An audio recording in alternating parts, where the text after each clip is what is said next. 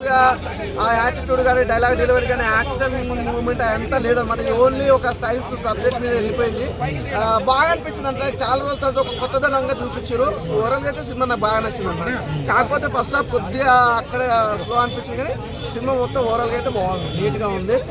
Background music కానీ direction కానీ చాలా డిఫరెంట్గా అనిపించింది నాకు. కొత్తగా ట్రై చేశారు కదా, ఎలా అనిపించింది? అంటే అదే మామూలు అంటే ఇలాంటి సినిమాలు ఆడియన్స్కి చాలా మందికి ఎక్కాయన్న.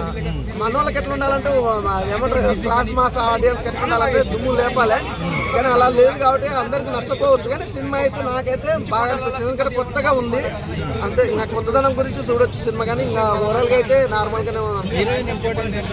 హీరోయిన్ కూడా అంటే హీరోయిన్ అంటే మామూలుగా ఈ సినిమాకి సంబంధించి ఏంటంటే ఒక సైన్స్ సబ్జెక్ట్ గురించి వెళ్ళిపోయింది, కానీ హీరోయిన్ మీద బేస్ అయ్యేది ఓన్లీ హీరో మీద బేస్ అయ్యింది అట్లా ఉంది. మామూలుగా చూడొచ్చు పోయి అట్లా ఏం లేదు, కారణం అనేది కాదు. విశ్వక్సేన్ చాలా ఎక్కువ టైం తీసుకున్నారు కదా, దానికి మొక్కకుండా అంటే దానికైతే ఒప్పుకులు కాదు.